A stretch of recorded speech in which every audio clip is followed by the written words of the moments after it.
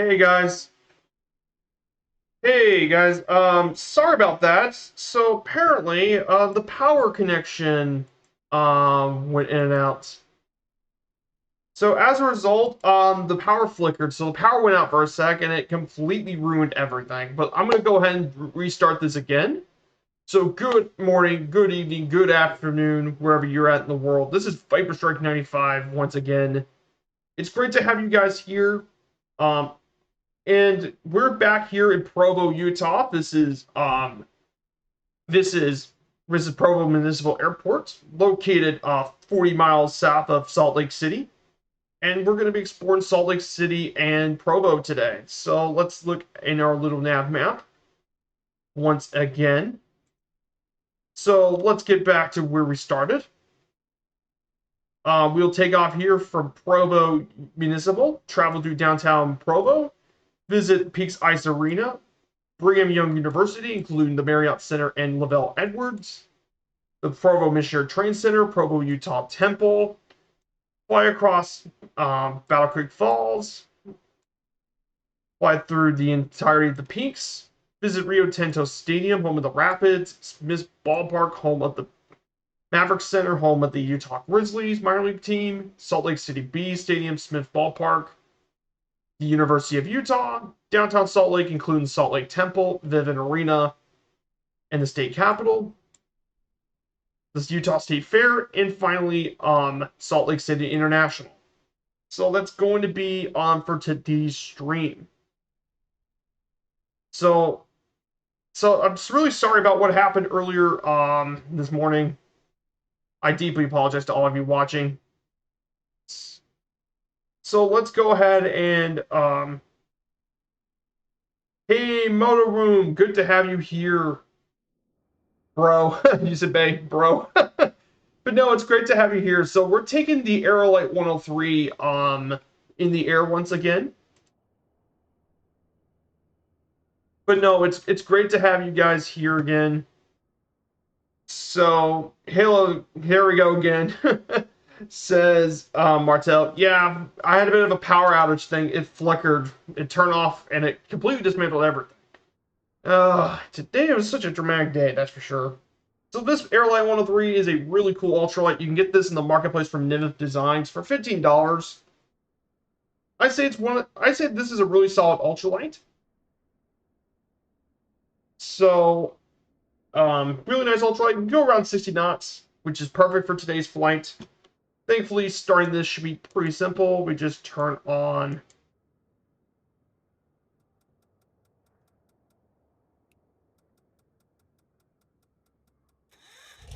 and we're on. Nice.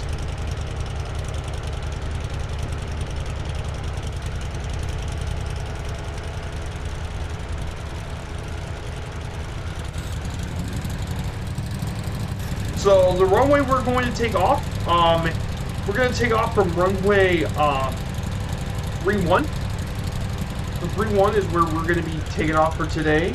If you want to join me, I have the route here,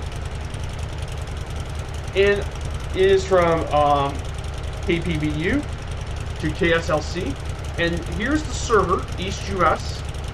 I recommend if you have an ultralight like the Aerolite, that would be a really good plane to take for the trip.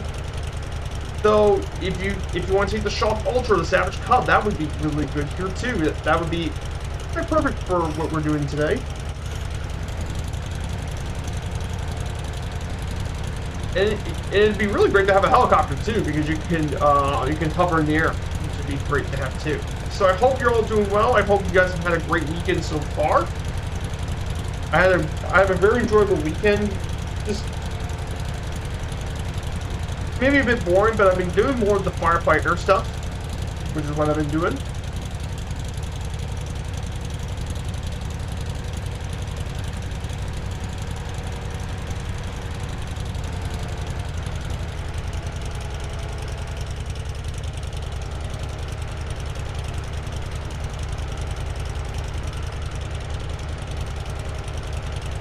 I'll join later. Just finish my current flight. No worries. I don't have a PC yet. Oh, do you have an Xbox, Motor Room? I mean, you can join me on Xbox. You're perfectly fine. You don't need a PC to join me.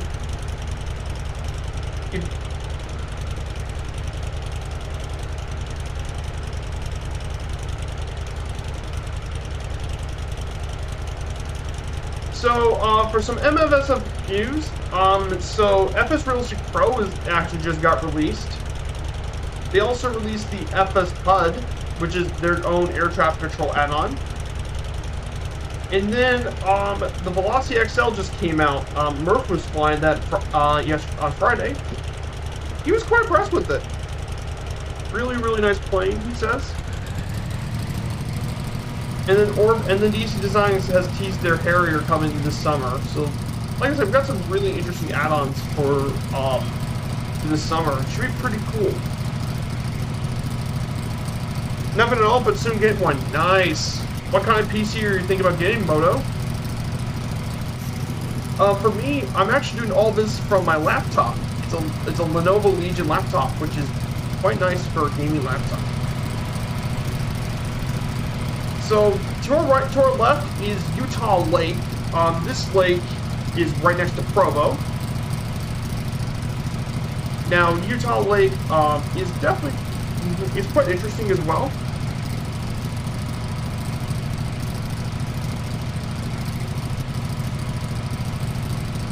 That's to our left.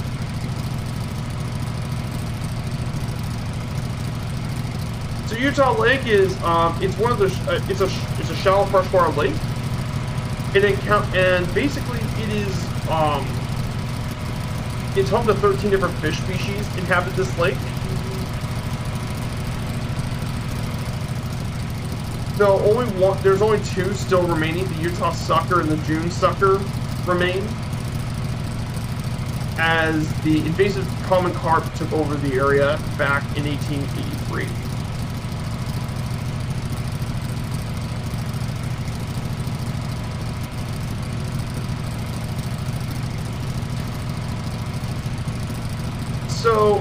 So a bit of background. RTX 3070, nice. So I have the notes for today's flight. I actually have them in my Discord now. So you can check them out by going into my Discord as well. So this here, where we're flying next to, is Provo Municipal Airport. This airport in particular is owned by the city of Provo. It's at an elevation of 4,497 feet. It's actually a small regional airport with destinations to the western U.S. During the 2010s, they made a massive new terminal. That's because this is where Allegiant Airlines is going to be starting their flights. And it's going to be one of the focus cities for Allegiant, which includes destinations to Austin, Houston, Hobby Airport, Las Vegas, LA, Orlando, Phoenix, Portland, and San Diego all make flights here to Provo Municipal. So this is the airport. Right, it's right next to beautiful Lake Utah Lake. Very, very stunning area. So after this, though, we're going to be visiting to Provo, Utah. So let's turn left and let's head back to the direction we need to get going.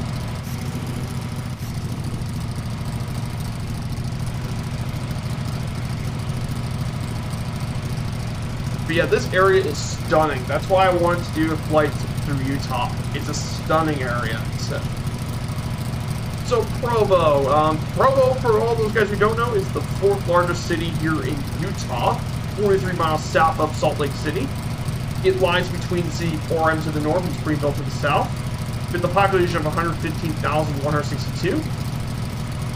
It's very famous for being the home of Brigham Young University, BYU. And that university was named after Brigham Young. It's actually operated by the Church of Latter-day Saints, which is what we'll talk about later. It's also a focus area for technology development in the state of Utah, with several billion-dollar startups. It's also home to the Peaks Ice Arena that was home to the Winter Olympics in 2002. And of course, it's also home to the Sundance Resort up the Provo Canyon. It's currently one of the best cities for jobs in the U.S., according to Forbes. and it's home to many kinds of points of interest, making this quite a very unique little city. So this is a bit about Provo. Yeah, Utah's great for vacation. Absolutely, Utah is fantastic for vacation. I would love to visit Utah. It's beautiful. Utah absolutely would be a wonderful place to visit in the U.S. Like, there's a lot of great areas. I mean, right within your borders of Utah, you have all the different peaks. You have Bryce Canyon. You've had all the Twin Peaks, Clipper Peak as well. You have the Great Salt Lake and Bonneville, and the Bonneville Flats.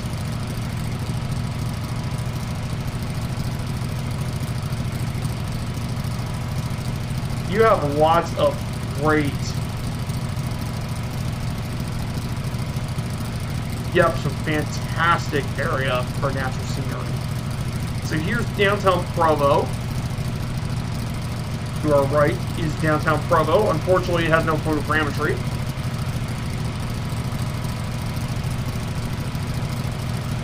I wonder if Provo actually had scenery. Oh, maybe I probably.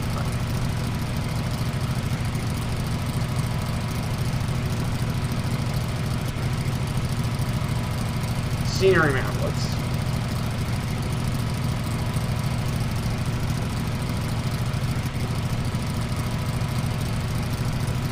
No, unfortunately, Provo doesn't have any scenery from Memphis Hub, so this is downtown Provo. So, some background information. So now we're going. Well, we should be flying to Peaks Ice Arena. This was used as the main ice arena for the 2002 Winter Olympics, which the state of Utah won the bid.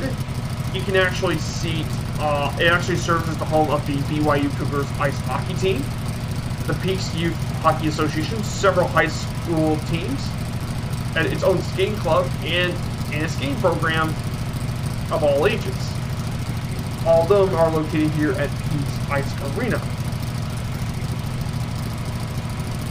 And basically, the arena holds a capacity of 2,300 people. With my VC running the room, it's 1 zillion degrees. Actually, I know a way I can actually get the PC to lower temperatures. There is actually a way you can reduce the PC to lower temperatures, and that way you don't have to burn. So we're currently seeing right now BYU to our left. There's Brigham Young University, BYU. So here's downtown Provo.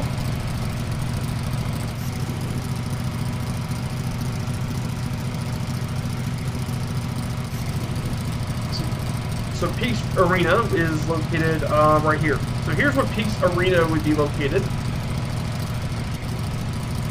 Now let's go ahead and talk about a very, very important area here in Provo. And I think one of the reasons people, when they think of Provo, they think of Brigham Young University, so BYU. So Brigham Young University was founded in 1875 by religious leader Brigham Young and is sponsored by the Church of the Latter-day Saints. BYU offers a wide range of academic programs, including liberal arts, engineering, agriculture, management, and more. It has 186 undergraduate majors, 64 master programs, and 26 doctoral programs. However, the thing that really sets BYU apart from a lot of the other colleges, even among private universities and college, is that they're part of all the BYU members. Almost all of them are part of the Church of Latter-day Saints, which means that students at BYU have to follow an honor code. And basically, what that honor code means, you have to have academic honesty, adherence to dress and grooming standards. How about abstinence from extramarital sex? Yes, you can't do that in BYU because of its one of its honor codes. No same-sex romantic behavior, and absolutely no consumption of drugs and alcohol. Also, in addition, BYU students have to complete curriculum in the Church of Latter-day Saints education, regardless of their course of study. And due to their emphasis on missionary services, nearly 50% of all students have lived outside the U.S., and 65% have spoken a second language at the university, and 63 languages have taught with the university regularly. pretty crazy stuff if you ask me. Their athletics teams are known as the Cougars. They're going to be moving to the Big 12 in 2023 and 2024 for the athletics. And there are been some very famous alumni. They include former Senator Orrin Hatch has been part of it. How about Steve Young, former NFL Hall of Famer Steve Young has been part of it. Ty Demeter from the Heisman Trophy in 1990. How about Kimby Clark, who's from the Harvard Business School. Those are all very famous people who graduated at BYU. So, yeah, this is Brigham Young University. So that is the BYU basketball.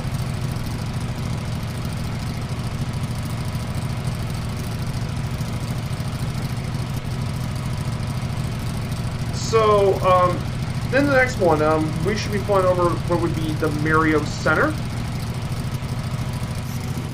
So down below us should be the big basketball arena. Right down here is the Mario Arena. This is home to the Cougars basketball program. In its heyday, it actually used to have 22,000 people. Now it's 19,000. It's home to the BYU men and women's basketball programs. And it's one of the toughest places to play in the entire country due to its extremely high altitude. So it's very difficult to play basketball in.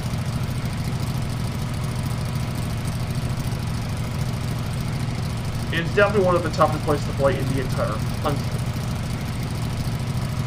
And then finally, we have one more arena to talk, one more stadium in BYU to talk about, and that is Lavelle Edwards. And that's down below us. Unfortunately, the program isn't showing, but this is Lavelle Edwards. So this stadium has a capacity of 63,000. It's home to the BYU Cougars football program, the last non-Power 5 team to win the national championship in 1984. Believe it or not, there have actually been dinosaur fossils collected around here. They actually were housed at BYU underneath the East bleachers until 2005, but they were part of the Utah Natural History Museum. Now, football has been played around 4,649 feet above sea level, and you have a great view of all the mountains. I mean, look at the view out here. Imagine watching football from the stands, and you can see all the beautiful landmarks, natural beauty. Hey, friends all, good to have you here. I hope you're doing well, friends all. So yeah, let me just tell you, friends all, the stream has been really kind of busy with, a lot has happened today, friends all. So this morning, I had some technical issues to deal with, so I had to restart my computer, and then the electricity went out. It flickered, and it took me about 5 minutes to reconnect back to the server. So I have to now do this all over again. So yeah, it's a day. But I hope you're doing well, my friend.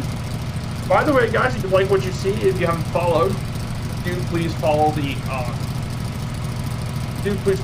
follow me and my channel. And you definitely want to check out my Discord. I've been trying to work harder to include more information about Discord as well. So I hope everything's working out pretty well. So I did miss something as well. So now let's talk about something else. Here's something really cool. This is the Missionary Training Center here in Provo. So if you wonder what these missionary train centers do. So what these train centers do is, this is where missionaries of the Church of Latter-day Saints trained in. Of course, where we're flying over, which is right here, this is the main flagship. So some interesting tidbits. At the beginning of their service, missionaries spend 3 to 12 weeks there to receive doctrine, training, conduct, methods to prophesize, and when required, they would be teaching a new language. And as of 2020, there's 10 of these around the world, including not just in Provo, but in Brazil, Colombia, England, Ghana, Mexico, New Zealand, Peru, Philippines, and South Africa.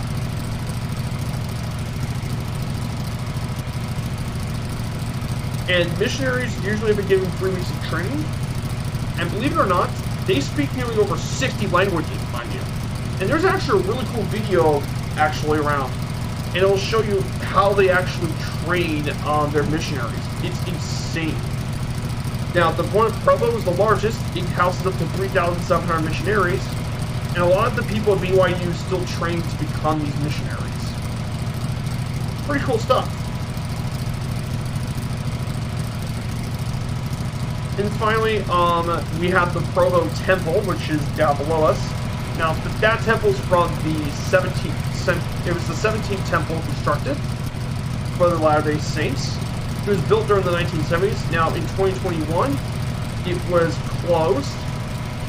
But starting in fall 2023, it would be reopened after the dedication of the Utah Temple in Orem.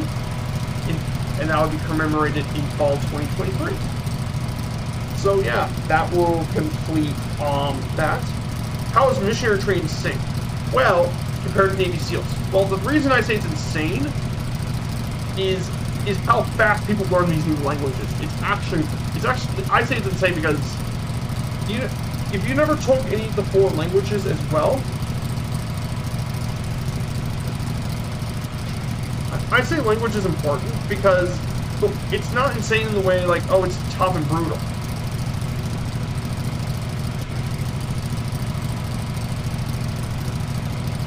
It's how they actually learn the languages and stuff. That's the crazy part of it, is how fast they learn the language. And the way they do it, from this video I posted, so the way they learn the languages, is they don't even speak hardly any English. So, and they constantly speak the host language to make it easier for them to do it. English is only available for like if they want to clarify some things. But most of it's spoken in that language, and they learn it like in a couple of weeks. For most of us, it would take years to master languages like this. It's insanely effective and productive. It is. The B5 state, yes. And if you wonder how Utah even got that B5 state, by the way, if you wonder how the heck does Utah exactly get to become the B5 state, well, there's been quite a few stories on how it got that name.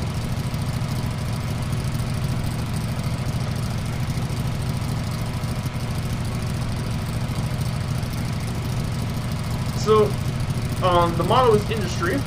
Now, it used to be called desert back in the day.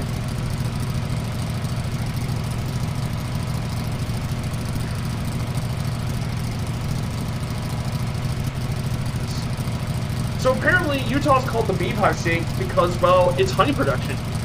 You see, Utah is one of the leading producers of honey in the U.S., with thousands of pounds of it made every year. In fact, the beehive is such an important area of honey. The honeybee is actually the state insect of Utah.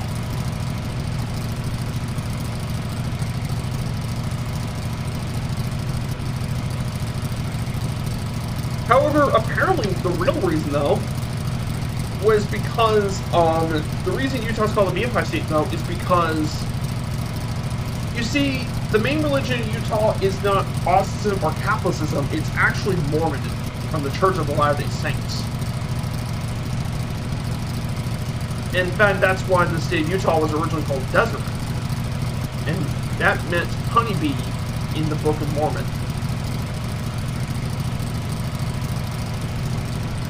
And even though the state became Utah, Beehive State is still the official symbol of Utah. So it's definitely pretty cool stuff. Yeah, that's known as immersion, exactly. So let's talk about the history of Utah, Salt Lake City. Let's talk about the history of Salt Lake City and talk about the city we're going to be visiting today. So Salt Lake City is the capital, most populous city here in Utah, with over 199,000 people in the city proper. It's well over 1.8 million people in its whole metro area. It was founded in 1847 by early pioneer settlers, led by Brigham Young. He was the president of the Church of Latter-day Saints, and definitely a very controversial leader during his time, especially because of the Church of Latter-day Saints back in the day. But Salt Lake City has since been one of the more important cities in the area. It has been the host site of the 2002 Winter Olympics. It's developed a very strong tourism industry, thanks to all the mountains that are around. Skiing and hiking are very popular. Salt Lake City has grown a lot since it first came around back in the day. It's been known as the Crossroads of the West, and it was traversed by the Lincoln Highway, the first transcontinental highway in the U.S. In addition to this as well, it's home to a very significant LGBT community, and is the industrial banking center of the United States of America. And of course, Salt Lake City is also named after the Great Salt Lake, which is what gave it its name back in the day. So the history of Salt Lake City goes all the way back to the 1840s, but before then, before the settlement from the people of the Latter-day Saints, it was inhabited by the Shoshone, Paiute, Goshute, and Ute Native American tribes. The latter of which, the Utes, is what the state of Utah is named after. At the time of the founding, Salt Lake City, the valley was within the Northwest Shoshone, with seasonal camps and valley across the valley. One of these tribes referred to the city as Piapap, meaning big water, or Titsapa, meaning bad water. However, the land was treated by the U.S. as public domain, as none of the indigenous tribes were recognized in the U.S. during that time. However, on July 4th, 1847, 143 men, 3 women, and 2 children founded the city of Great Salt Lake City, several miles east of the lake. And the first 2 Indians coming to enter were Orson Pratt and Eris Stowe, and they were members of the Church of Latter-day Saints. And the reason they wanted to settle here in Utah was because during that time, the Mormons were religiously persecuted by the U.S. government. And if you want to know the real reason for that, it was because some of the members of the Church of Latter-day Saints, they believed in polygamy, meaning the marrying of multiple people. And that went against a lot of the normal people in the U.S. who were wanting marriage between just 2 people. And that caused a lot of religious backlash, and they had to actually go west, which is why they ended up here in Utah. Hey, Planet Morning, good news. Planet Neutral, good morning. Let me give it a shout out.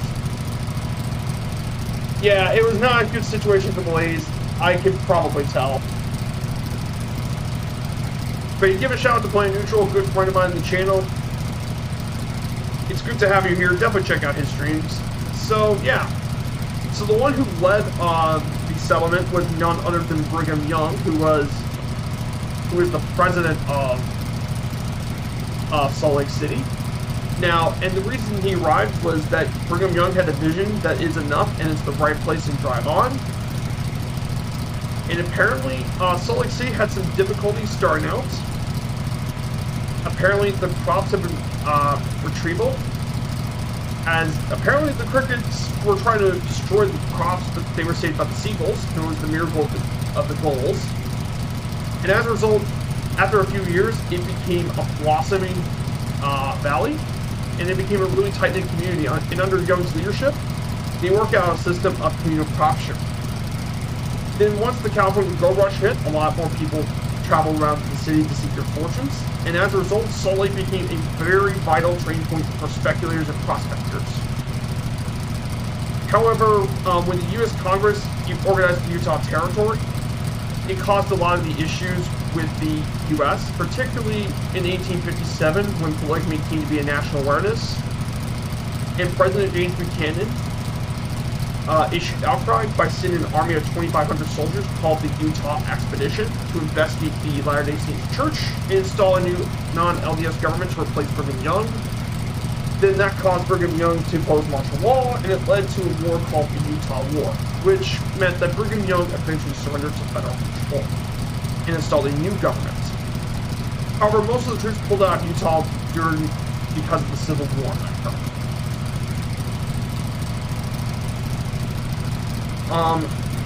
So that brings us to the 1880s as well. In 1869, the first transcontinental railroad was completed just north at Promontory Summit, just north of the city. And by 1870, Salt Lake has been linked via the Utah Central Railroad, and people have poured into Salt Lake, seeking new opportunities in mining and other industries. And until 1890, it was dominated by the People's Party,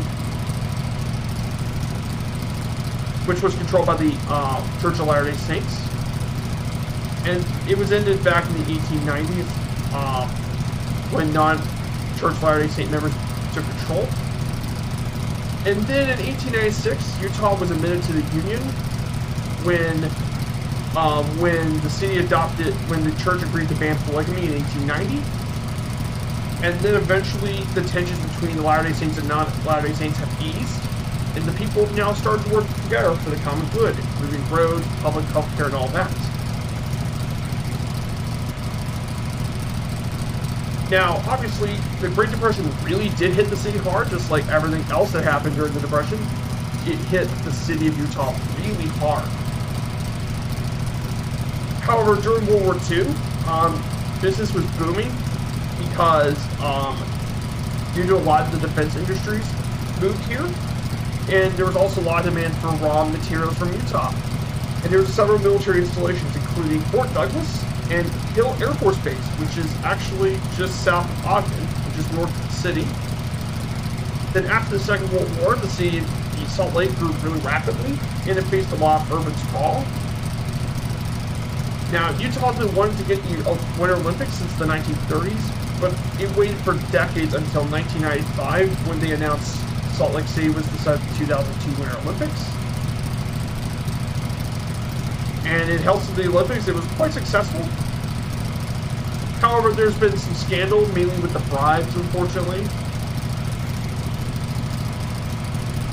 And then, currently, right now, it still struggles with its identity between capital, major religion, and secular metropolis.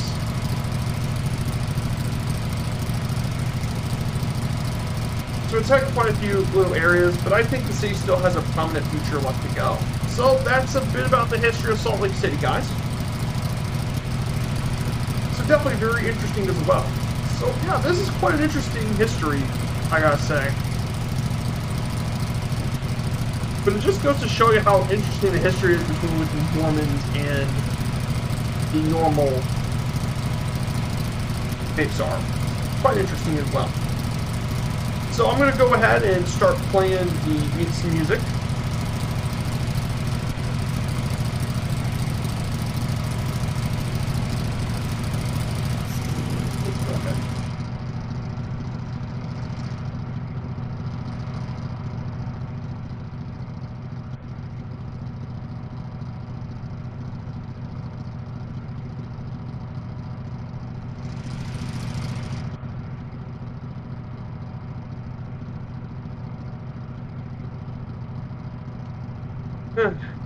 Needs something to drink.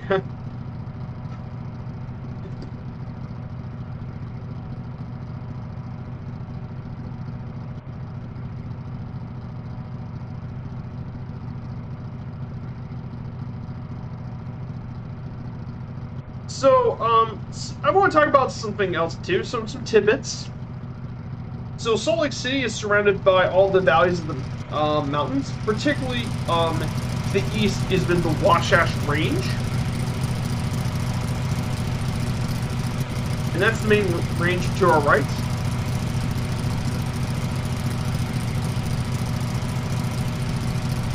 And of course, we're going to talk about the Great Salt Lake later. It's also a cold, semi-arid climate. And believe it or not, the temperature of Utah Salt Lake is actually quite median. It's not that hot, but not that cold either.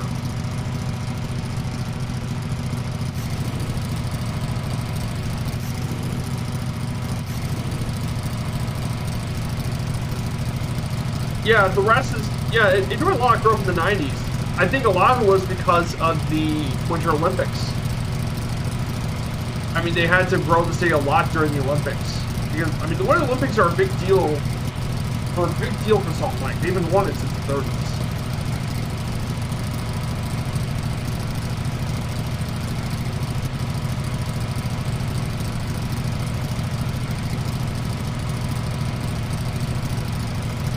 But this is just stunning. This, I mean, this area is just, it's stunning to fly over in the sim.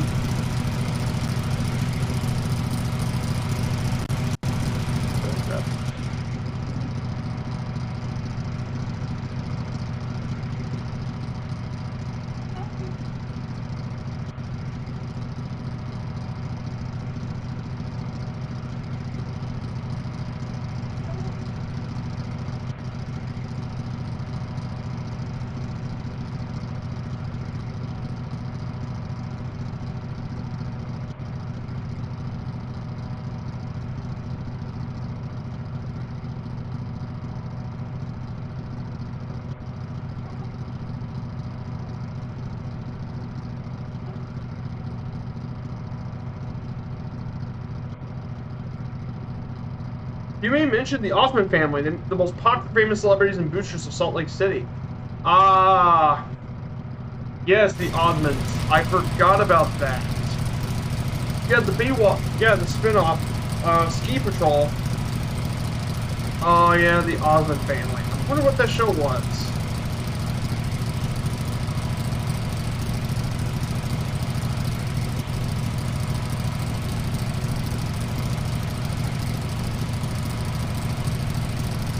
Ah, the Osmond Studios. Yeah, that's what it was. It was, this is where they made the Donnie Marie TV series. It was Orem. Basically, Orman, yeah, we just flew past Orman, actually.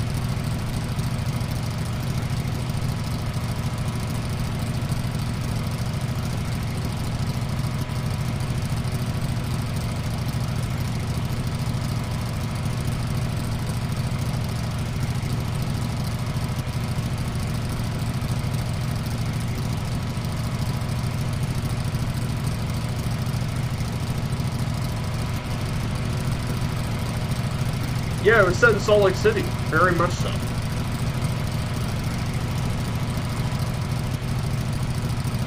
Yeah, this is just, I mean, the data here in the U.S. is so good that even in a normal area like this, Utah's great to fly into.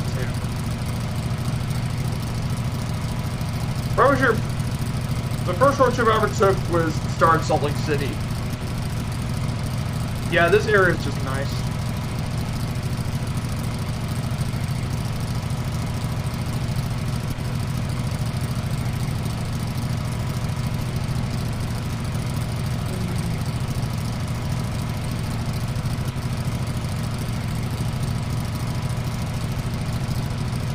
This is just beautiful, beautiful area. It may not be like as urbanized as some of the others, but I mean the natural beauty in this area makes up.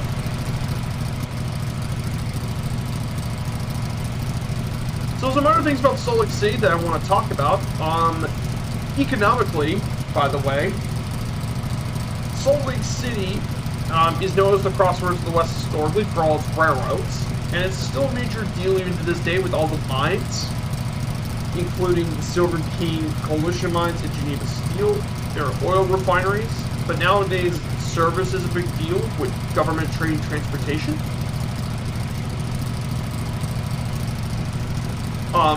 The most important employer here being Delta. Delta Airlines actually is one of the major employers in the city due to, well, being a hub at Salt Lake City International Airport.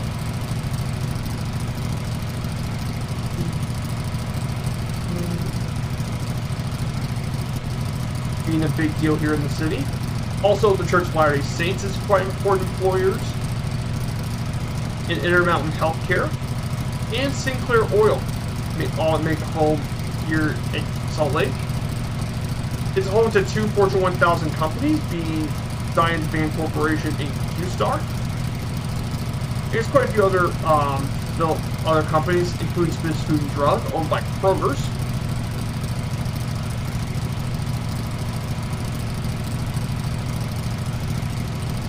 There's also tourism is a big deal, especially since the 2002 Winter Olympics. And obviously the convention center at the Salt Palace. And of course, Salt Lake City's culture is quite rich, thanks to being home with several major museums, including the Church History Museum, the Gateway, the Clark Planetarium, Fort Douglas Military Museum, lots of music and festivals, including hosting some parts of the Sundance Film Festival, which brings many cultural icons, movie stars, and film buffs to see one of the largest independent film festivals in the U.S. And of course, it's also home to lots of conventions, including Salt Lake City Comic Con. So yeah, there's a lot of stuff you can definitely check out here in Salt Lake City. So lots of culture. Delta's right when you are. Late 1980s, we would go to see Bryce Canyon, Zion, and Death Valley. That sounds awesome to fly over, all those areas. Definitely, those would be fun to fly over. Sure.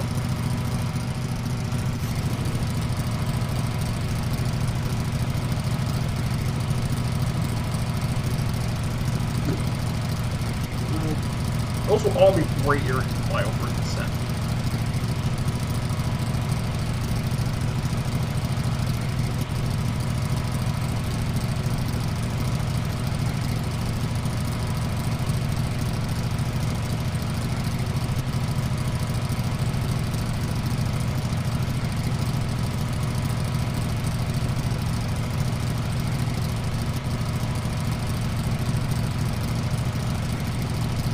Pretty cool.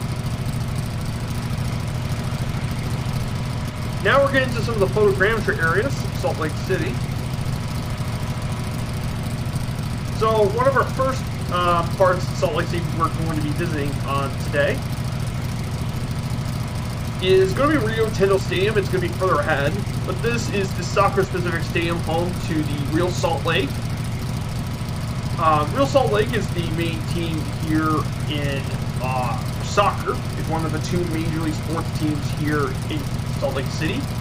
It hosts 20,000 fans for soccer, but it can host to 25,000 for concerts. It hosted the 2009 MLS All-Star Game, the second leg of the 2011 CONCACAF Champions League, which is for North America, in the final of the 2003 Lamar Hunt U.S. Cup. It was also the host stadium during the 2013 Gold Cup with CONCACAF. And also hosted the National Women's Soccer League's Utah Royals for their 3 seasons of existence. So that is going to be the main soccer facility, aka football. It's actually, I think it's right far ahead right here. It's also been used for rugby on several occasions. It's been used for rugby and even American football.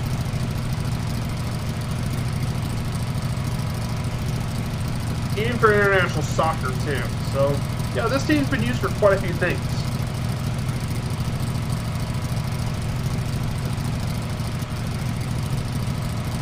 Oh, you got to see Bryce and Zion in person. Yeah, they are. Yeah, like natural scenery can be quite majestic if you've never been to it.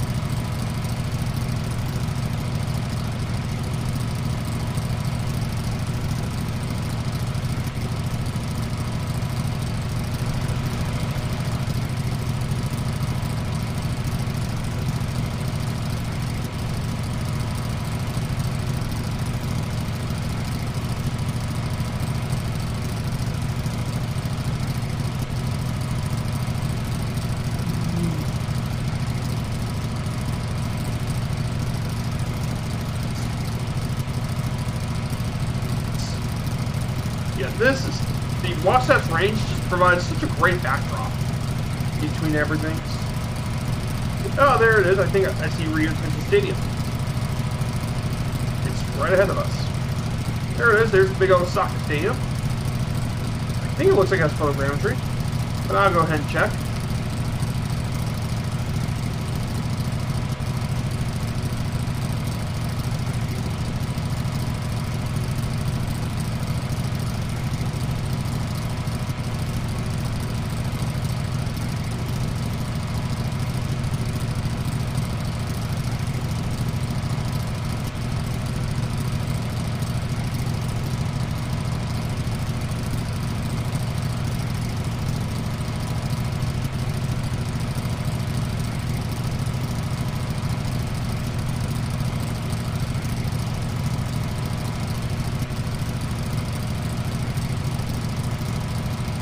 Ah, there it is. There's Rio Tinto Stadium. Ah, there she is.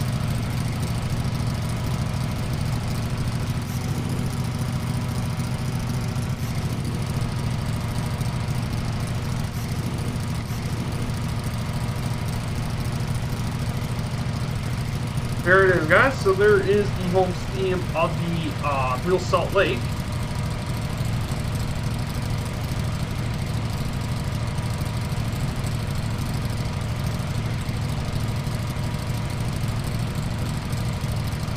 There it is. So there's Rio Tinto Stadium. So you definitely see the Real Salt Lake stuff.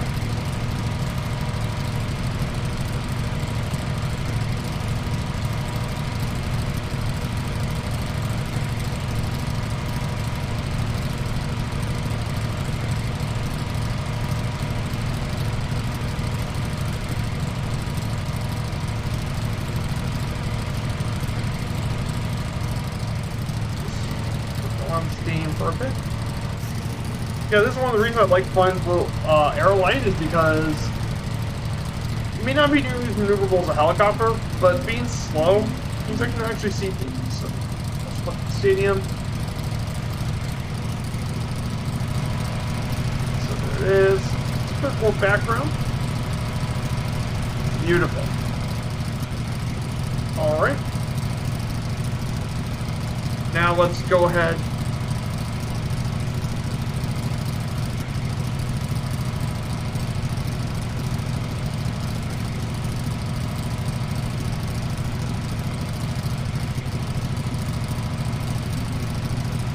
There's a direct correction between JavaScript when I was 12 and my interest in flight sim. Yeah, it's the same thing with me. I'm very interested in travel. So the next thing is going to be Maverick Center. So Maverick Center would be the next. Now, believe it or not, on my Discord, let me go ahead and click that again. Under Viper Slideshow, you can actually get the full slideshow for today's flight. I actually finally got around to do that. So you guys can download them and keep up with my flight. So this multi-purpose arena is around 12,000 fans. It was completed in 1997, just in time, a couple years before the 2002 Winter Olympics. It was the main venue for the ice hockey events, as well as for the ice sledge hockey during the 2002 Winter Paralympics. Currently today is the home of the Utah Grizzlies minor league hockey team, as well as being a pretty major venue for a lot of concerts and live touring productions. Depeche Mode has performed there 3 times. One Direction has also performed here too. Now, for guys who don't know, the Utah Grizzlies, they're the minor league hockey team of the Colorado Avalanche, who just made the Stanley Cup Finals this year. And they've been playing here at the arena since 2005 and 2006. So yeah, that's Maverick Center for you. I see fish. Fish, of course. Fish. Not really a band I heard of, but I know those are 2 bands.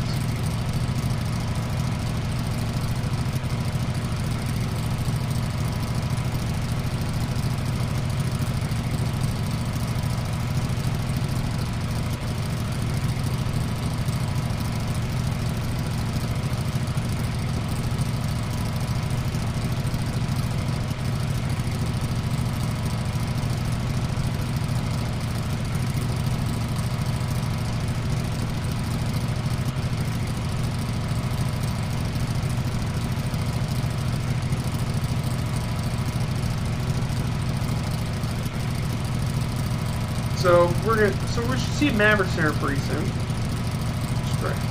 It was called the West Valley East Center at the time. Yeah, I think that's what. Yeah, it was called. Yeah, it was known as the East Center.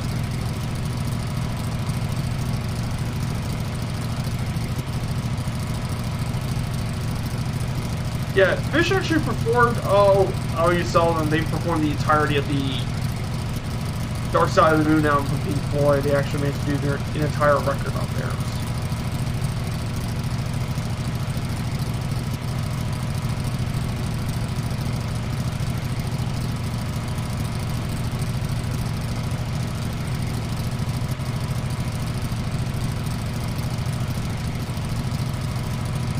And apparently, all time, Fish produced the third most concerts of any musical act at the Madison Square Garden. Only Billy Joel and Elton John did more acts at the Madison Square Garden.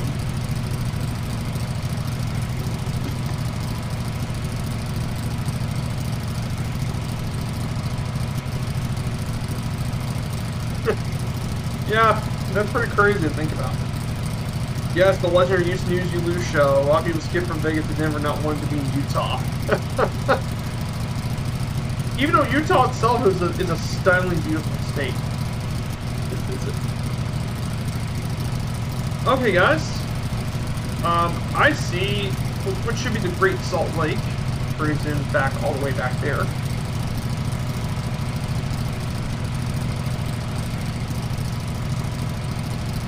So, this, like I said, I wired in this flight to take advantage of the stunning beauty of Utah.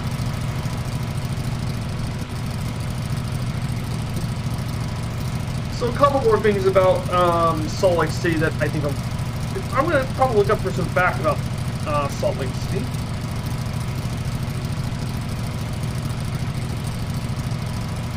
There's actually 50 facts about Salt Lake City.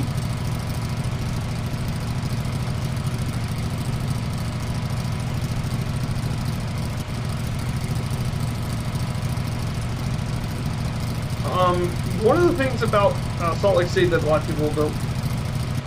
So there's 20 awesome things about Salt Lake City.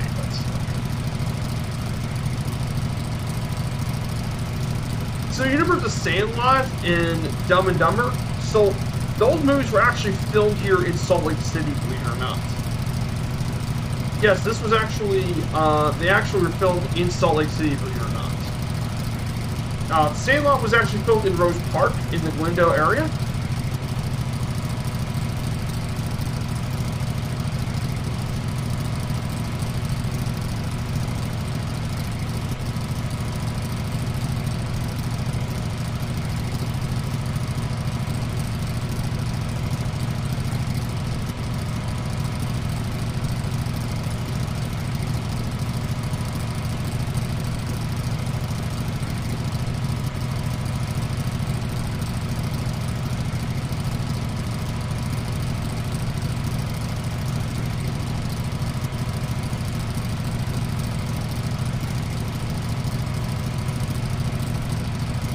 They were filmed here, and Dumb and Dumber was actually filmed around a few cities around SLC, Ogden, and all that. So apparently, oh, here's another fact about Salt Lake City. You did, oh yeah, my kids love Sandlot. Yeah, Sandlot was a really good baseball movie back in the day. Also, you remember KFC, Kentucky Fried Chicken? Believe it or not, the first KFC was not founded in Kentucky. Salt Lake City actually was the first KFC was founded in Salt Lake City. So, as Harmon, they opened the first KFC out of State Street in Salt Lake City. As the world's first KFC was actually opened here. That's a pretty cool fact a lot of people don't know. Salt Lake City's home to the first KFC. So here's Maverick Center.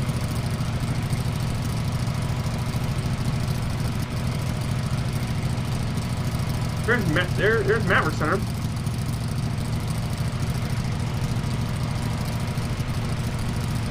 So here's the Maverick Center.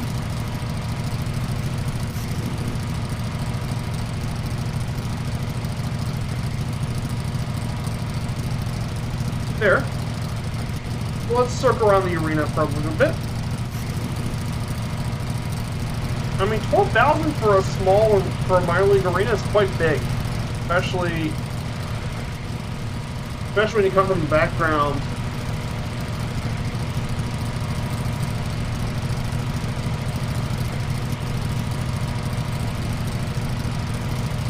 Here's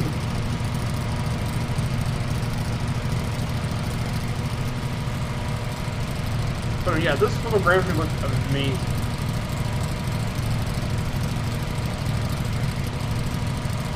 Big old Maverick Center. Pretty cool. So it should have been called Utah Fried Chicken. Yes and no. Yes, the first KFC was founded up in Salt Lake City, but the recipe itself was found in Kentucky. It was found in Corbin, Kentucky, is where Harlan Sanders made his recipe.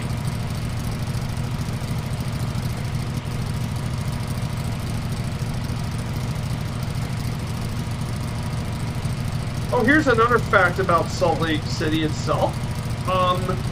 So Salt Lake City, eats more Jell-O per capita than anywhere else in the world.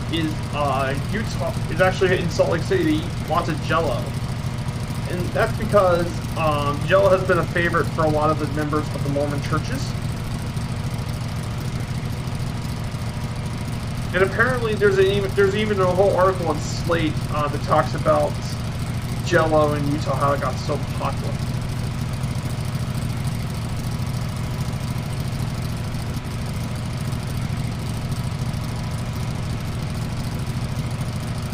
So pretty cool stuff. So the next place we're visiting here, Dallas Mavericks. Please explain. Dallas Mavericks. That's an NBA basketball team in Dallas. First of all. So next we're going to be visiting Smith's Ballpark, home of the Salt Lake City Bees minor league baseball team. That team is the AAA affiliate of the Angels, of the LA Angels. This ballpark opened all the way back in 1994. It has a seating capacity of 14,511 fans. And it's been named after Smith's grocery stores, one of the local grocery stores you can find in Utah. It's noted for its view of the beautiful Wasatch Mountains and over the left and center field walls. Its outfield dimensions are 345 in left, 385 left center, 420 in center field, 375 right center field, and 315 at right. It's also made of natural. It also has natural grass as well. So pretty cool stuff. And during the 2002 Winter Olympics, it served as the ticketing and service center for the arena as well. And its record attendance was in 2000 versus Albuquerque, against the Albuquerque Dukes, with 16,531 fans. So yeah, that is Smith's Ballpark. It's right here.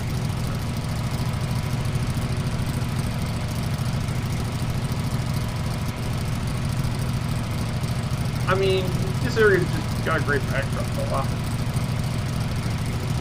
Yeah, there's Smith's Ballpark. There she is. Oh yeah, and I need to have more fuel. I need to have more fuel in this light. I was at 18. But yeah, this is Smith's Ballpark, everyone. Home of the Salt Lake City Bees minor league baseball team, the AAA affiliate of the Angels.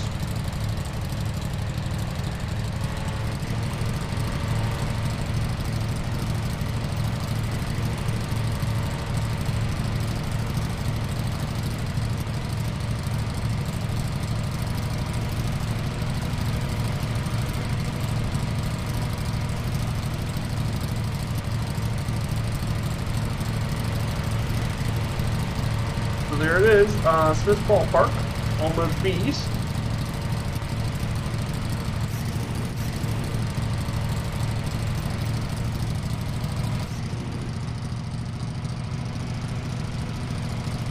So here it is. Picture.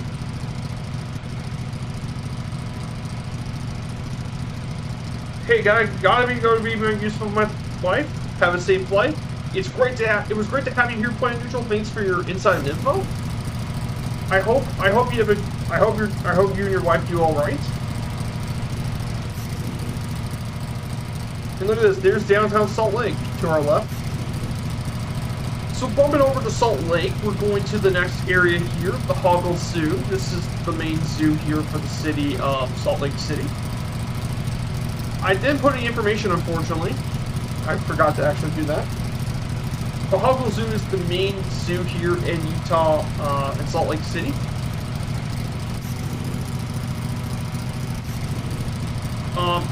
It has over 800 animals of 249 different species. The zoo is about 42 acres big. It's a member of the Association of Zoos and Aquarium, ASA. It was founded all the way back in August 1st, 1931, on land donated by Mr. and Mrs. James A. Hoggle. It features quite a few exhibits, including a primate forest, a grade 8 building, an elephant encounter, rocky shores, and an African savanna. And the zoos had many famous animals, most famously being Princess Alice, a female Asian elephant, which is the biggest and most famous animal during the early 1900s.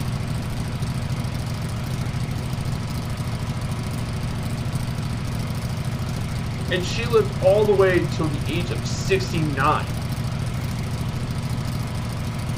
And she played a role even in the history of Utah as well. I mean, you would think it'd be crazy, but trust me, elephants can live that long. There's also another famous animal named Shasha, the first liger born in the U.S., which basically, for those who don't know, a liger is a hybrid between a tiger and a lion.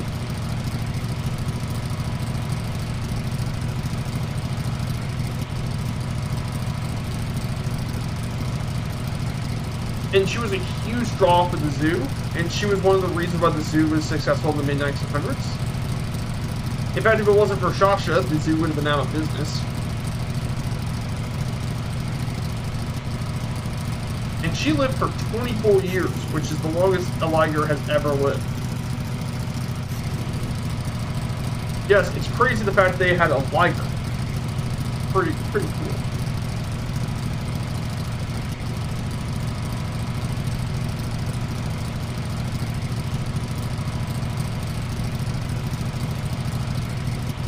So yeah, there's been quite a few little cool areas about the Hoggle Zoo.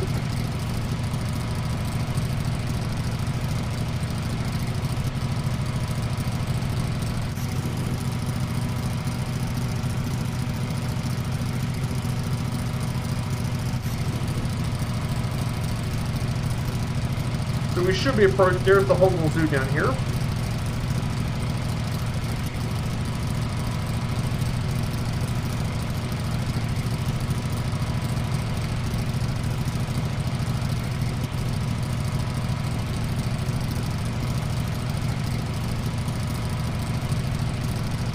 And then right next to the zoo should be. So this here is Donor Hill. I mean, if you're doing lots of bush flying, you can fly through the hills and valleys. So there's the zoo. So you can see all the little exhibits and all that below.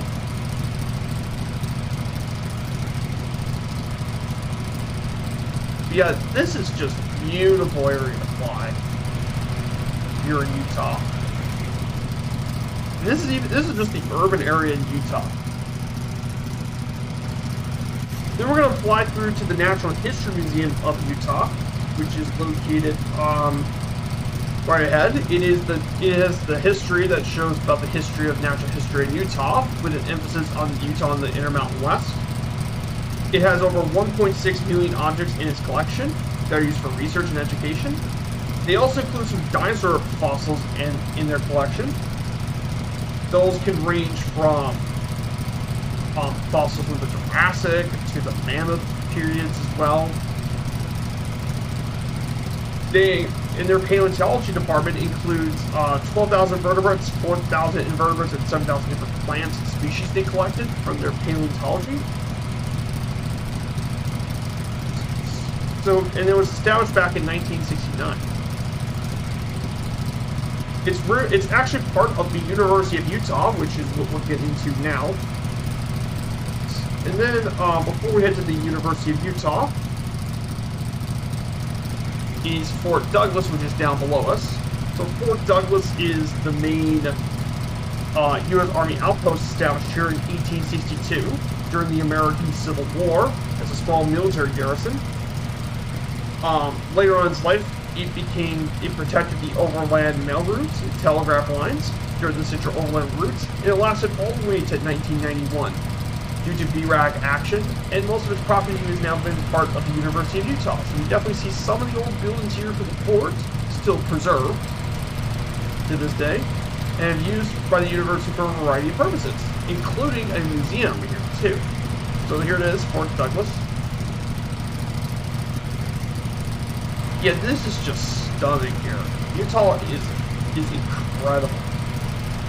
Salt Lake City is absolutely stunning. I would love to visit Utah, Salt Lake City in real life. Salt Lake is just beautiful. And then we're going to get to the University of Utah, which is here. So University of Utah is the public research university in Salt Lake City. It's the flagship institution for the Utah system of higher education, established in 1850. Making it the oldest institution of higher education in the state. As of 2019, there are 24,485 undergrad students and 8,333 grad students, making it the second largest public university of Utah. It's known for their College of Law and School of Medicine. It's one of the top 100 national honor colleges in the U.S. Their athletics teams are known as the Utes. They participate in Division I athletics, which is the highest you can go for collegiate athletics. And they are members of the Pacific 12 Conference, which contains some of the most prestigious schools in the West Coast. There have been 22 Rhodes Scholars, 4 Nobel Prize winners, 3 Turing Award winners, various Pulitzer Prize winners, 2 astronauts, and more have been part of students in affiliation. And there have been many alumni here from the University of Utah. They include the co-founder of Pixar, Ed Catmull, J. Willard Marriott, who founded Marriott International, which is a multinational company. And believe it or not, they also, in addition to this, Lavelle Edwards, that former head coach of BYU, was part of it. And finally, one of the major inventors of the total artificial heart, William DeVries, was actually part of the University of Utah. Also, the co-founder of Atari, Noah Bushell, was also an alumni of the university. So, quite a important little university here, for sure. So yeah, this is the University of Utah Hospital, located over here. Now we're going to head down to the basketball arena. So we're going to be heading down to John M. Huntsman Center. It's 15,000 seats. It's the primary arena for the University of Utah Utes for both men and women's basketball and gymnastics.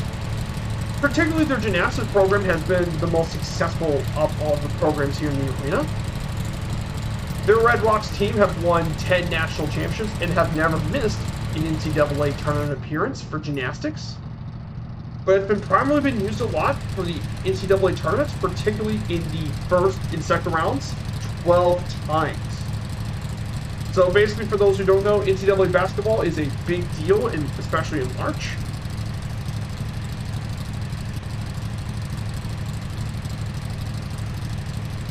As well, so it's a pretty big deal here in Utah. So yeah, this is pretty important.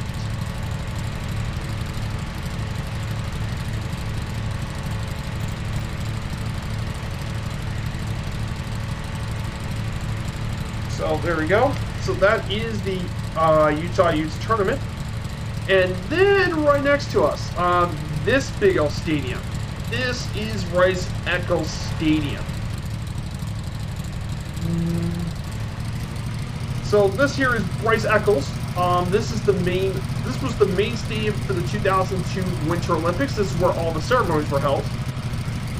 But it's more than just a stadium for the Olympics.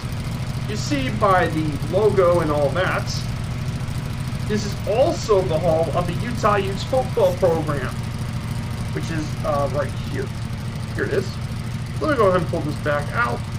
So Rice-Eccles Stadium, this was the main stadium used for the 2002 Olympics. It replaced the old Robert Rice Stadium, which used to be the home of the Utah Utes football program. Currently, the stadium now hosts 51,444 people. This is 2021. Built from the sim, it hosts around 45,000 people. The place went through quite a few renovations to keep it up with the more modern stadiums of Pac-12. I mean, you get the beautiful views of Utah. It featured, it also has been home to quite a few concerts, most recently in 2021 for Garth Brooks. It was also the home of Real Salt Lake for 3 seasons, 2005 through 2008. In addition to this as well, this was used for the Olympics as these opening ceremony areas in the closing. And the highest record attendance here set at Rice-Eccles was in 2021, when they absolutely crushed number 3 ranked Oregon with a crowd of 52,724 people. Pretty crazy stuff here at Rice-Eccles Stadium. It's a very nice facility. Very cool area to be around. I'm going to play over the stadium a bit more. So there's the big U. I mean, just look at that. So that's a pretty cool little venue to play college football. Oh yeah, and there's actually, I think there's one more area I could visit, which is blast through the hospital.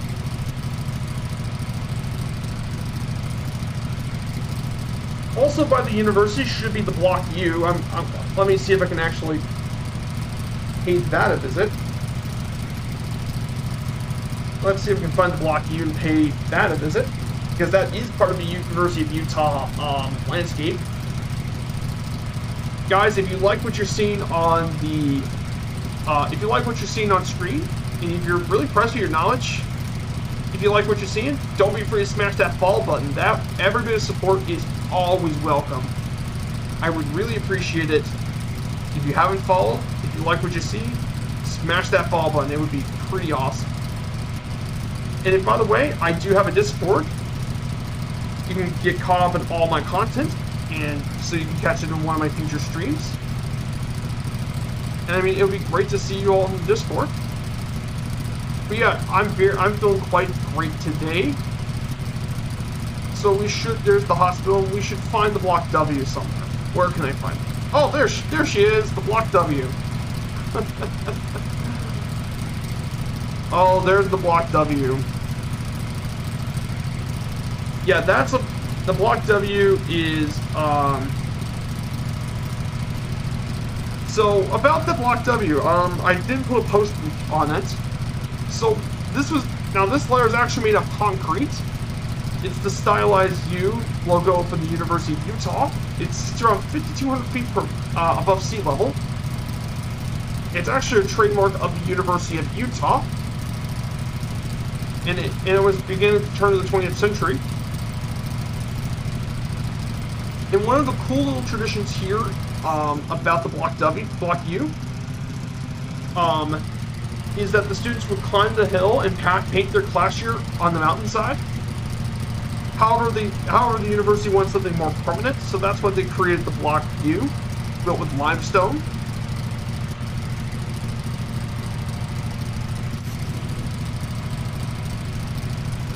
And apparently the U has over 124 lights. And then they renovated it back in 2006 to make it. They fixed a lot of the issues.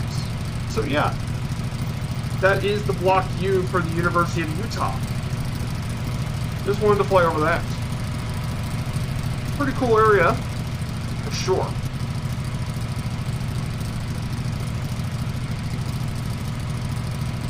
So yeah, this area is just stunning. Like visually, this is probably my favorite Huffman Zoo so far. It's really, really cool area to fly over the sim.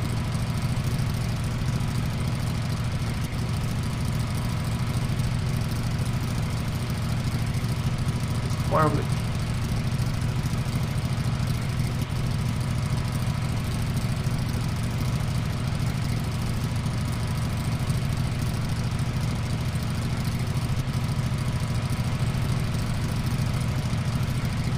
So let's say goodbye to the University of Utah campus.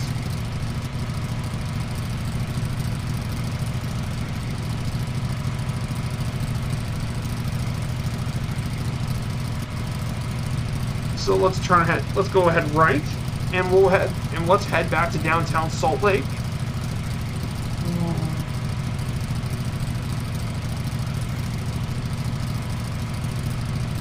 And we'll get into the heart of downtown Salt Lake City. So the first area we're going to be visiting here in downtown should be the state capitol here in Salt Lake City. So this is the House of Government for the state of Utah. It hosts the houses of both the legislature and the Senate are housed here. It was built between 1912 and 1916 by architect R.A.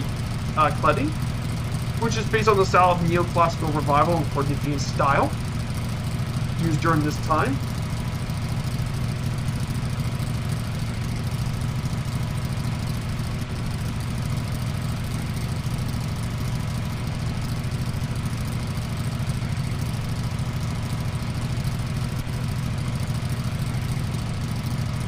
Some pretty cool stuff. It went through a lot of renovations in 2004 and now resumes. It contains 5 floors, including the basement, and 4 additional floors. And it's part of a greater complex, including the Senate building and all of that. So there's the Capitol. Here's the Capitol building, and there's all the other buildings, including the State Office building, the House building, and the Senate building are located over in this area. So here it is.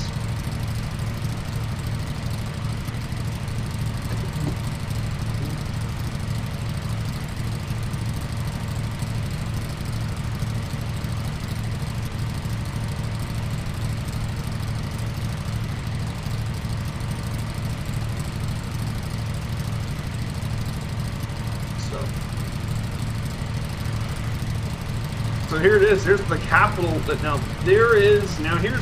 Here's downtown, and over here's the big international airport, and you see this big body of water over there. That's the Great Salt Lake. That's what I'm going to talk about probably here last.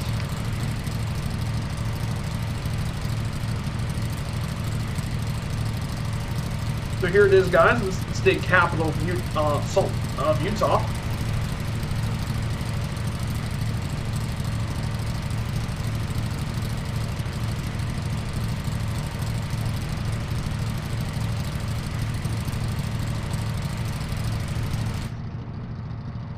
Here it is.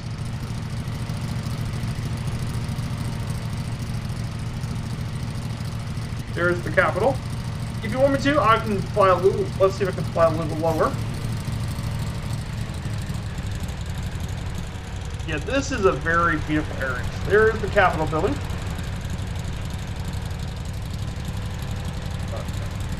Yeah, look at the state of that. I know it's stunning here in Utah. Utah's one of my favorite places. Like the American Mountain, like the American West, is such a beautiful area. I mean, you get such great satellite data. You get unbelievably beautiful satellite data.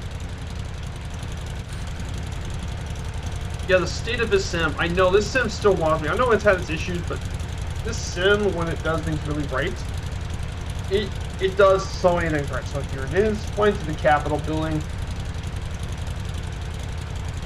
There's all the Senate buildings and all that.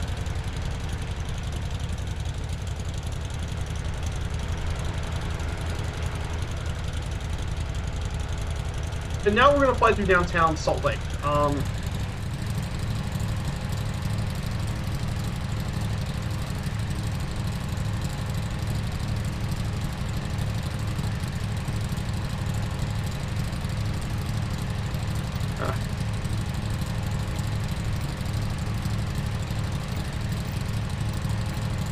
So right here, let me go ahead and stop the camera for a bit. So this place right here is one of the landmarks here. It's actually a mansion, believe it or not. This mansion in particular is the Mccoon Mansion. So this mansion here was one of the homes in Capitol Hill around the turn of the 20th century. It was built for Alfred W. Mccoon on the South Capitol Hill. This mansion has 21 different rooms, and it's one of the it's on the National Register of Historic Places. Prior to moving to LA, they donated this to the Church of Latter-day Saints, with the intent to be used as an official residence for Herbert J. Grant. However, Grant didn't really like the idea, so he turned it into a music school. And then later on down the line, they turned this thing back into a museum. Visitors can actually explore the mansion, which is pretty cool as well.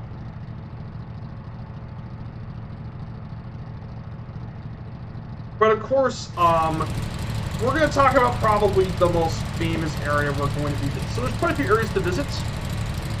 So this here is a conference center above us, used for a lot of events like weddings and stuff. So all this is a big conference events.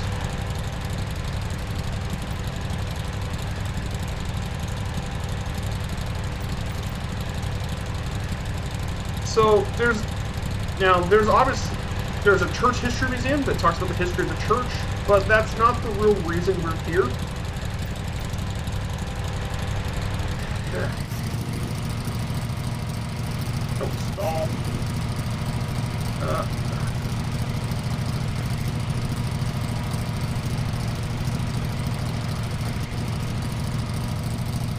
There we go. Okay.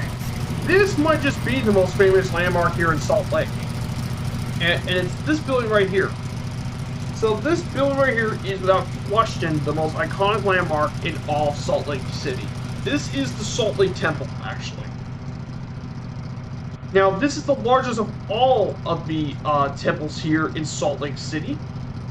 This particular temple is at 253,015 square feet. It's the largest by floor area. In fact, it took 40 years to complete the church from its dedication in 1893. So it took them 40 years to build this temple.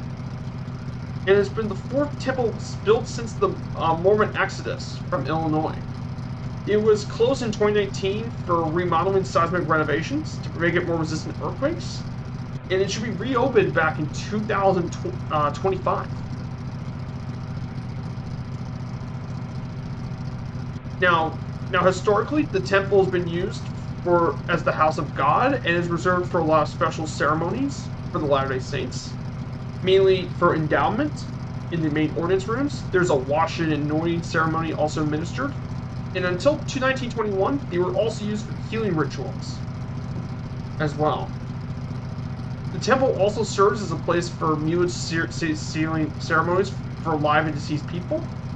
Baptisms for the dead have been used here at the temple. And also for anointing ordinances as well. So, yeah, pretty cool stuff. The temple itself was constructed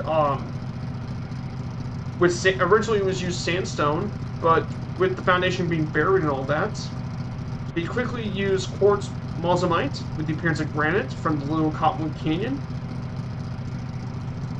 And they also used the capstone as well.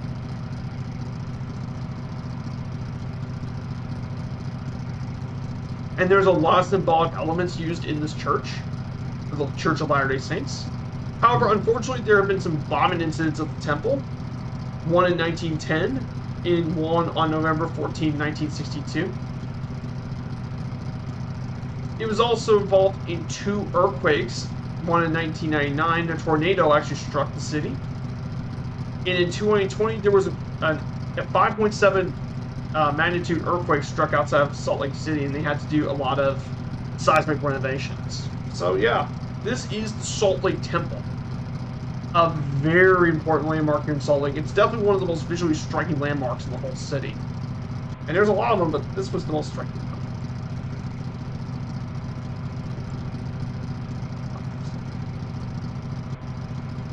9. Oh, no. Oh my goodness, I'm such a good pilot. Oh.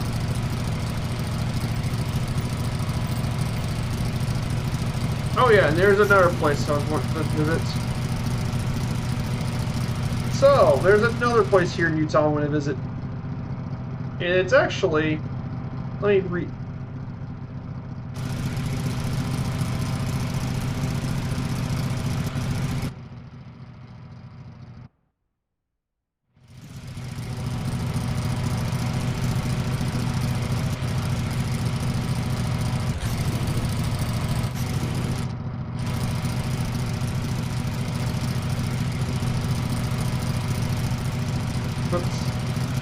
Okay.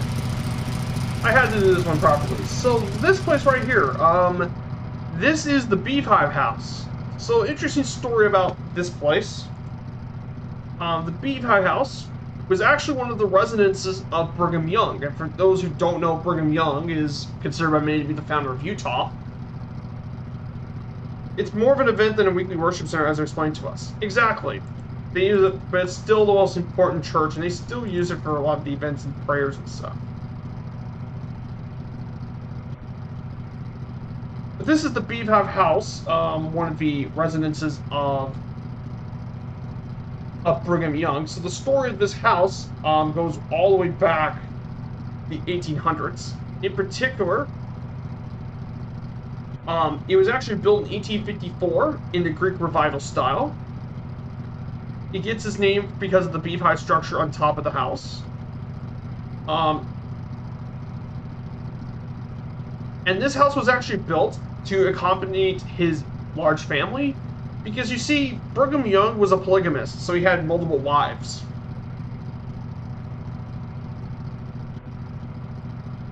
And it officially served as an executive mansion from 1852 to 1855. And it's connected to a whole suite of rooms. After Brigham Young's death, there was much dispute between Young's heirs on whether it was his property of Young and what was the church. Ultimately, it was given to the heirs of Brigham Young, and it was replaced by the much grander Gardo House. And then beginning in the late 1880s, they added a Victorian-style rear to the rear of the building and remodeled the portion of the home. Eventually, now it's part of the church and is now used as the official, and was used as the official home of some of the church presidents. And then the area was restored in 1959-1960. It is now an historic home museum with period furnishing. Many of them are original to the house, and they depict the lives of the family of Brigham Young in the 19th century.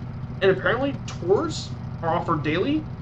And if you're a church missionary, you can get in there free of charge. Pretty cool stuff.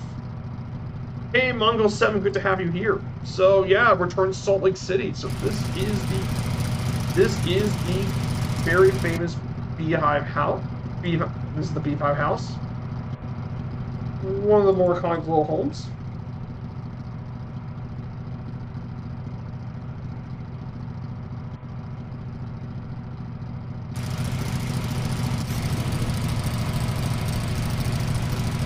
No! Nearly had a medic moment. Medic. No, there will be no medic moments here today.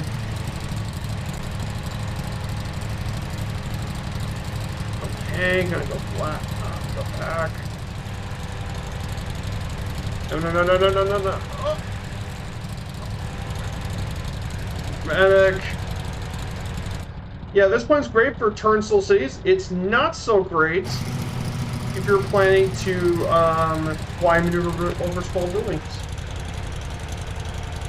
The Tabernacle, best known for the Mormon Tabernacle fire shows open to public at times. Yep.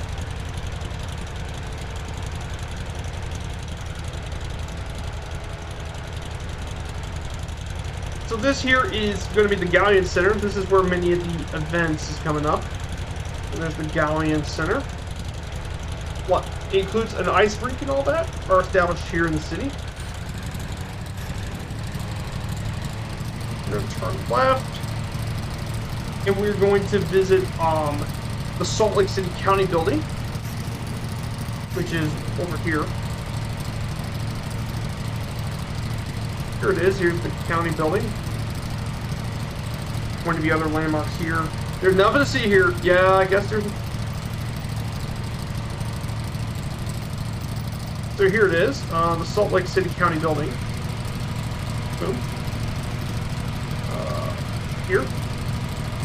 So this is the Salt Lake City and County building. It's an historic landmark. It housed the offices of the Salt Lake City government, or it used to host them, hence the name. Now, its most famous landmark is the Central Clock Tower.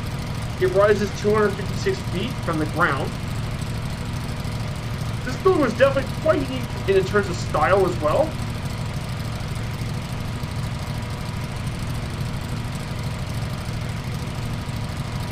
This was actually built from 1891 to 1894. It's based on the Richardson Romanesque style. It featured elaborately carved sandstone as well from Utah Canyon sandstone. And during the 2002 Winter Olympics, it depicted the Olympic rings around the four sides of the tower, but they have since been removed from the building. And this building has been riddled with controversy back during the time because it was the symbol of non-Mormon citizens defining the Church of Latter-day Saints.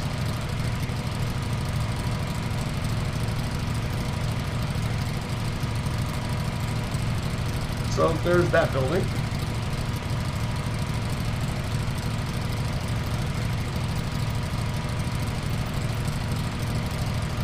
So from here, we're going to be going to the Salt Lake City District Court. There's all the buildings here. This is where the Salt Lake City Court.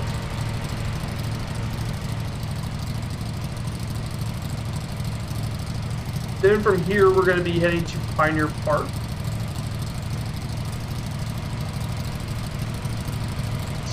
Yeah, this is definitely a very stunning city to take a visit. I really appreciate all you guys coming here today. I want to say a massive thank you for all you guys watching today, for coming to my stream. I really appreciate all of you guys being here. I mean, it doesn't matter if you're lurking or chatting. It's great to have you guys here flying with me today. Every little bit helps. Here's Pioneer Park. So we're going to visit the Salt Palace. This is the main convention center here for the city. So all this area is the Salt Palace.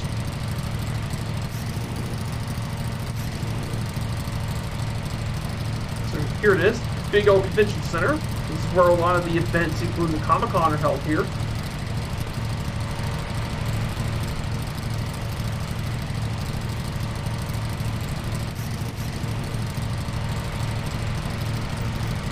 Just take a picture of downtown Salt Lake.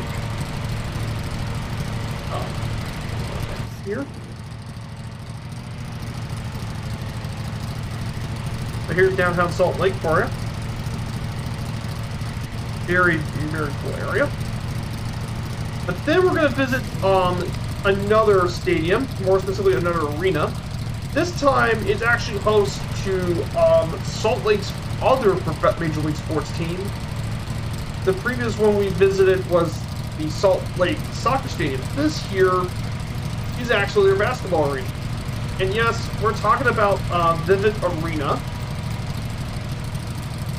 Now, in the sim, it's called Energy Solutions Arena, but it's now been since part of Vivint. So this particular stadium is home to the Utah Jazz. It's been the home of this. It's been home of the team for quite a while. It's actually one of the toughest arenas to play in the NBA due to its high altitude and intimate environment. It used to be called the Delta Center back in the day. It opened in 1991 as the home of the Jazz and the Salt Lake City Golden Eagles minor league hockey team. It destroyed the arena of the Salt Palace back in the day. It has a capacity of 18,000 for basketball. It's also host to a lot of the figure skating and competitions of the 2002 Winter Olympics. It's also hosted the Frozen Fury preseason series between the Kings and Vegas Knights. And it's been also host to a lot of concert centers, including host to bands like Metallica, Rush, Janet Jackson, and more. have hosted a lot of concerts at the arena. Now, if you wonder, now I know a lot of you, if no points are visible on the street, then Viper Strike may have multiplayer disabled.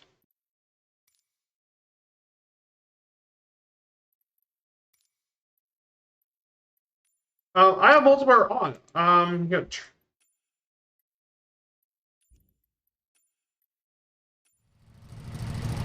don't see it.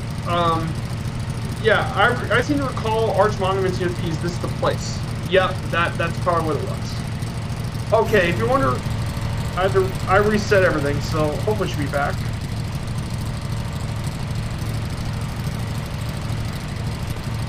There's the Union. There now below us is the Pacific Station. This is the old railroad station that used to be on the city back during the day. Ah, I now see a Mongo.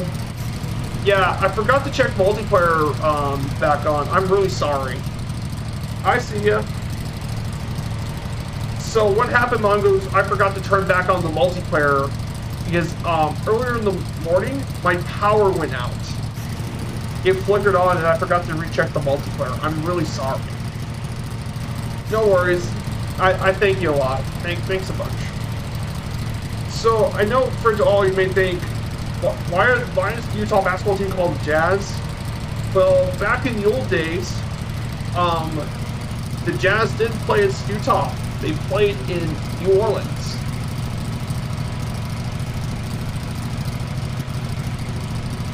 And that's why they called themselves the Jazz. Pretty cool stuff as well. I forgot to talk. Now here's the slideshow. By the way, I do have the slideshow on my Discord.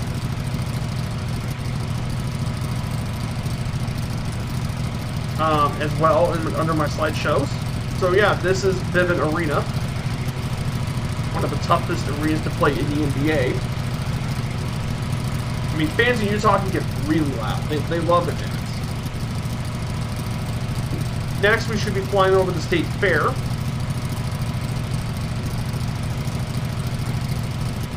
So right over here is where the Utah State Fair. They've been hosting events held here for every single year on after Labor Day. It's hosted for 11 days. It has lots of musical guests. And it has entertainment from grandstand lineups, demolition derby, truck pulls, and rodeo. All held here in the State Fair. But before we're going to actually land at Salt Lake City International, I'm actually going to we're going to actually fly past the airport a bit. Or at least we're going to actually fly high enough. Let's see how high we can fly. Because there's one particular area I definitely do want to visit. Or talk about. And it's what gives the city its name. Yes, I'm talking about the Great Salt Lake, actually. So this ahead of us is the Great Salt Lake. Now, this lake is really cool. It's what gives the city its unique nickname. So, the Great Salt Lake itself is America's largest salt lake.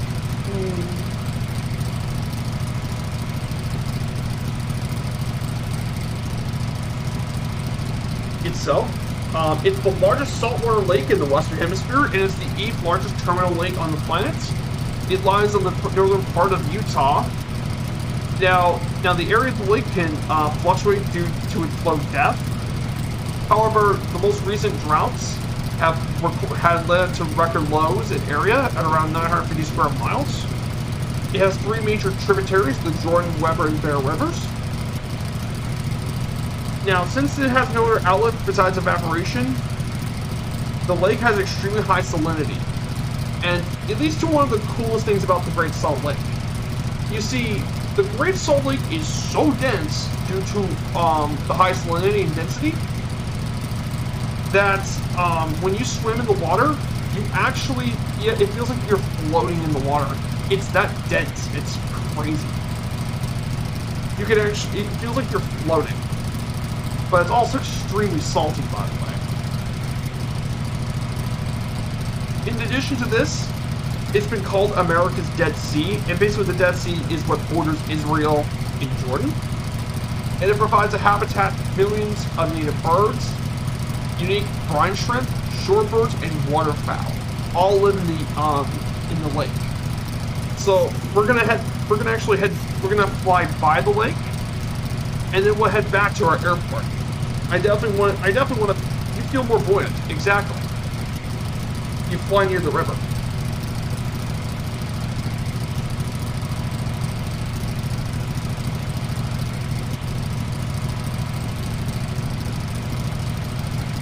So yeah, we're gonna fly up.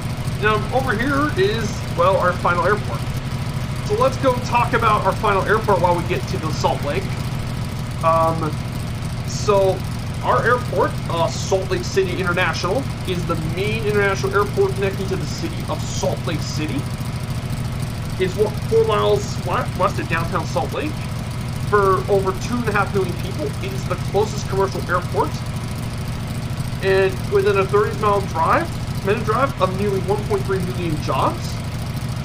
This airport serves as the regional hub for Delta Airlines, and is a major gateway to the Intermountain West and West Coast. This airport sees over 343 scheduled non-stop flights per day to 93 cities in the U.S. and in Europe. It is continuing to rank very highly for on-time departures and arrivals and flight cancellation, and has some of the fewest flight cancellation among U.S. airports. Pretty cool stuff. It used to be part of an air base back in World War II. Charles Lindbergh visited here in 1927 to bring visitors to the Sphere St. Louis. Was visiting here. They built a new terminal for the Winter Olympics, as they had to expand it for that. And apparently, this area is offered readily increasing air service. Delta Airlines now does flights out of Salt Lake to Paris, Charles de Gaulle, the first transatlantic route to Salt Lake. Then they now do flights with Tokyo.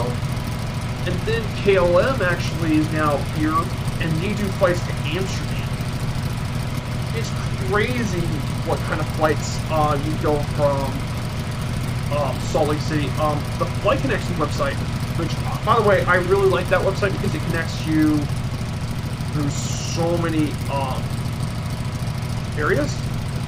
So Salt Lake City, you fly from all over the place, not just around the U.S., but I mean, you fly around Europe too. I mean, the first west you can go is Hawaii and Anchorage, and the farthest east is actually Frankfurt. It's a seasonal flight, but seasonally they fly from Frankfurt.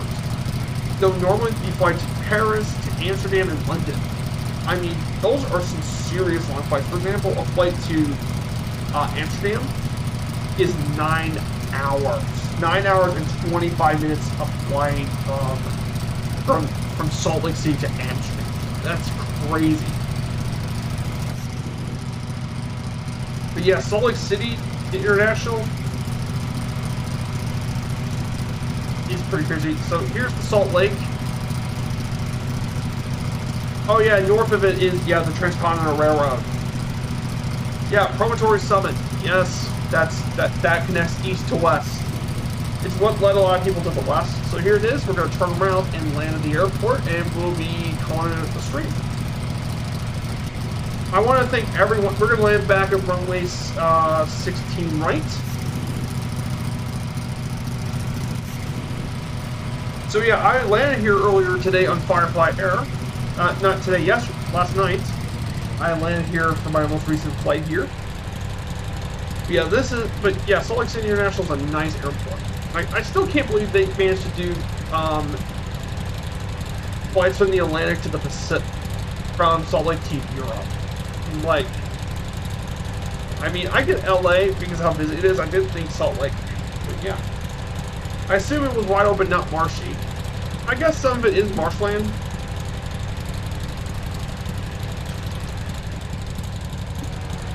But yeah.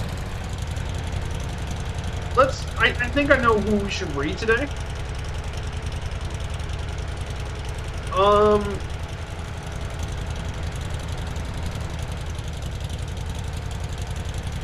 So yeah, guys, this is going to be the end of today's stream. I want to say a massive thank you for everyone for being patient with me today.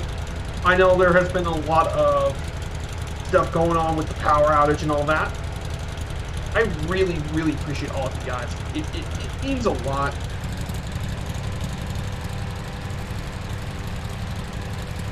I want to say an absolutely massive thank you for everyone. It really means a lot for all you guys sticking around on my stream. Yeah, Salt Lake City is absolutely gorgeous to visit in the simulator. It's a gorgeous area. And people don't ever give Salt Lake City the respect it deserves as a major area to visit.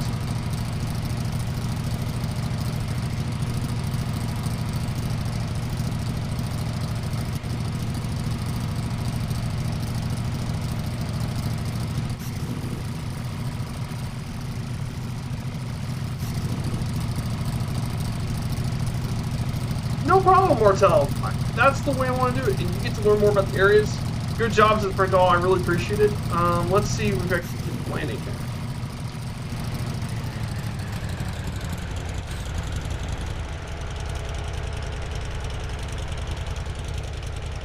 I love the city tours. Planet neutral. Yeah, I do. I love doing the city tours. And I think it's great. Especially with photogrammetry. It really does delight in good data. These city tours are perfect, and it's great to digest and learn more about the places we fly, and I think it's a great thing for the channel too. So we're gonna have to find some way we're going to have to park.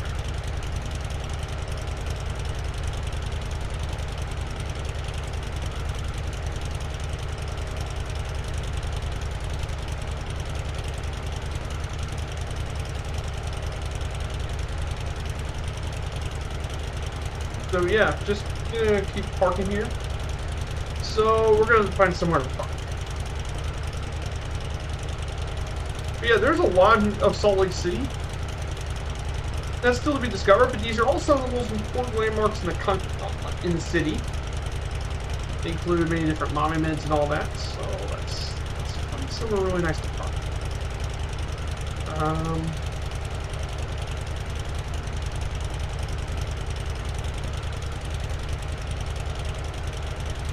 Okay, well, parking lot 180 would be where I want. I want to park.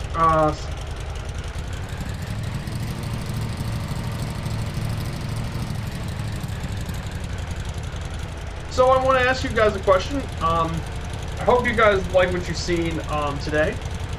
If you have any improvements, let me know what I need to do to improve myself, make myself even better.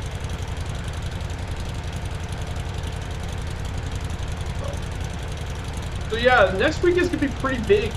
Next week is gonna be a pretty big week for the channel. So after this will be our start of our Japanese tour,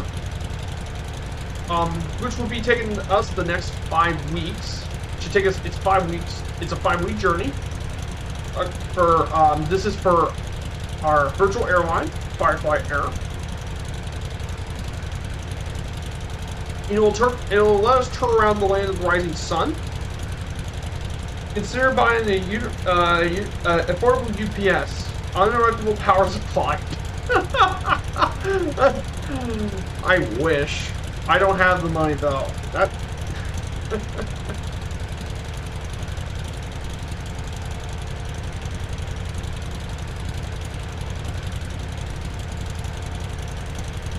So.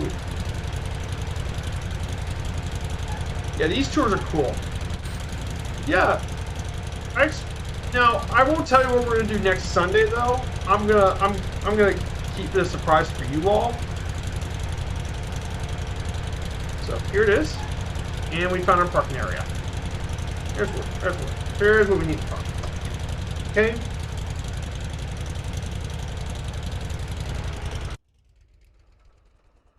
There we go, guys. And that's gonna be it for today, guys. Guys, there it is. We are done for today's flight over Salt Lake City, Utah. Guys, I mean, this is a beautiful city. People don't ever give Salt Lake City the credit it deserves. It's more than just some city nestled in the mountains. It's got a rich culture. It's got rich scenery. And it's got one-of-a-kind areas, too, around the simulator. So, guys, we're going to do So I want to talk about next week's plans. So next Wednesday, we'll be kicking off a brand new Microsoft Flight Simulator journey for Firefly Air as we go through and explore the land of the rising sun, Japan. This will be a 5-week journey covering the entirety of Japan itself. We'll be visiting several iconic Japanese cities, including visiting Tokyo, Sendai, Kobe, Osaka, Hiroshima, and Kagoshima. We'll be visiting all these iconic cities and learn all about the rich history and culture of Japan, from anime to samurais to ninjas, and everything in between. Guys, and that would be for Go affiliates. So I can use my Twitch Prime, get you UPS. I wish Planet Neutral, but I can't. But yeah, we'll be doing our trip through Japan for next week. And then next Sunday will be another city tour. The question is, which one am I going to do next? Am I going to go something big? Or do you think I may pick something smaller? Or I might pick something a little unexpected. So guys, I hope to see you on next week. So next Wednesday at 1600 Zulu and on next time. So I think we know who exactly we're going to raid today. And I want to raid a fellow Two-Tone Murphy affiliate, another fellow member of the Two-Tone Murphy community. Yes, I'm planning on raiding 2 cats today. And he's going to do something pretty epic today. He's going to fly from Land's End to John O'Groat in a glider.